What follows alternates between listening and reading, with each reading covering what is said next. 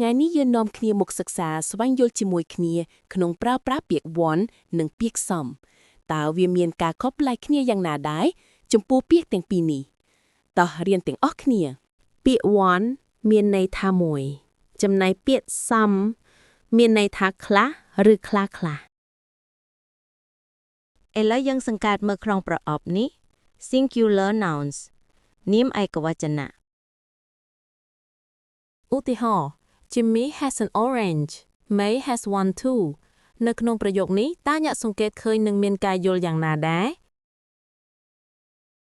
ឥឡូវនេះយើងសាកមកសង្កេតមើល plural noun នាមពហុវចនៈវិញម្ដង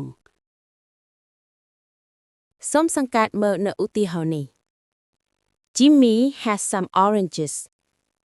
May has some too ម្ដងនេះសូមមកពិនិត្យមើល non-count nouns នាមរាប់មិនបាន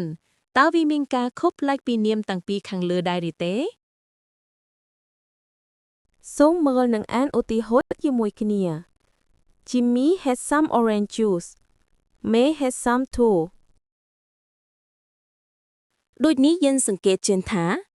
ពាក្យ one ប្រើជាមួយនឹង singular nouns ដែលមានន័យថានាមឯកវចនៈចំណែកពាក្យ some ប្រើជាមួយ plural noun ដែលមានន័យថាពហុវចនៈនិង non-count nouns ដែលមានន័យថានាមរាប់មិនបានបន្ទាប់មកទៀតយើងទៅពិនិត្យមើលឧទាហរណ៍មួយចំនួនទៀតដើម្បីកាន់តែយល់បន្ថែមទៀត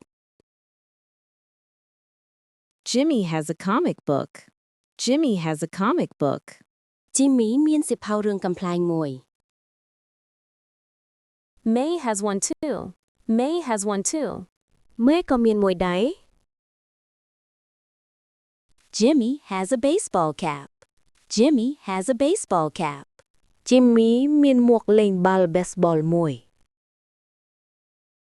May has one too May has one too May ក៏មានមួយដែរ Jimmy has some chopsticks Jimmy has some chopsticks Jimmy មានចង្កឹះខ្លះៗ May has some too May has some too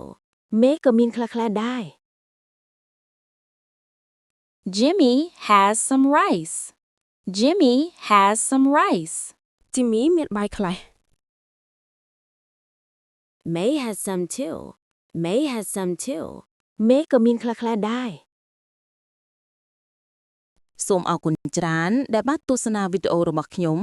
សូមជួយចុច Subscribe និង Share ចែករំលែកគ្នាបើសិនជាអ្នកគិតថាវីដេអូនេះមានប្រយោជន៍អប់រំ